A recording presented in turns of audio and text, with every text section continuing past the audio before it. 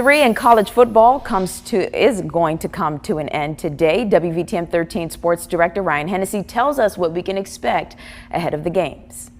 Welcome into Samford University, where the Bulldogs have a tough one this weekend, an in-state opponent in the Auburn Tigers. Chris Hatcher and his team heading down 280 to take on the Auburn Tigers at Jordan-Hare Stadium. Kickoff set for 6 o'clock. This Bulldogs offense is dangerous. They put up 69 points in a Week 1 win over Shorter.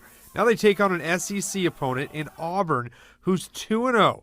Both coaches explain they're excited for this opportunity. We got to go out there and we got to stop the run, and that's what they do probably the best.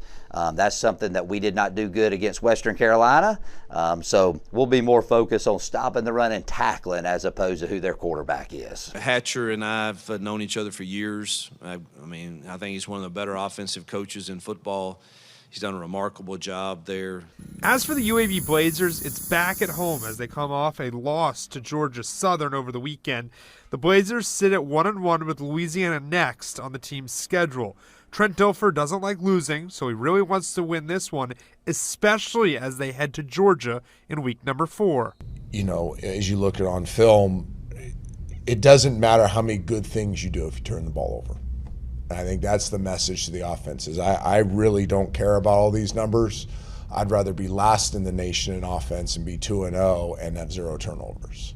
So I think too often in college football, again, this is one of my gripes with it, is people get super excited about numbers. And the only number that matters is the win and loss column. The Miles Golden Bears are 2-0 coming off a program-changing win against Alabama State over the weekend. Sam Shade is in year number 2, and he's got his team rolling in the right direction, but they have another tough one on the schedule, a road game against Arkansas Pine Bluff.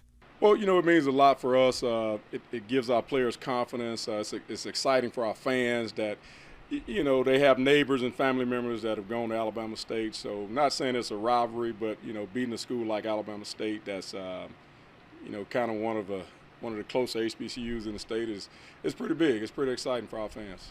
And then it's the Alabama Crimson Tide, who's limping into week 3, sitting at 1-1. They lost, of course. Everyone saw the game against Texas over the weekend against a former assistant in Steve Sarkisian.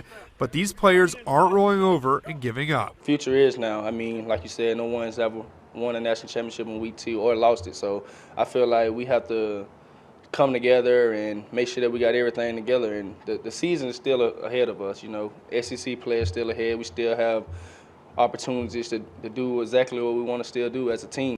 So an exciting matchup for the Samford Bulldogs. They're treating this game like a home game. They're going to be leaving Saturday, head down to Montgomery, get a pregame meal, then gear up for their 6 o'clock kick against the Auburn Tigers. Here at Samford, Ryan Hennessy, WVTM 13.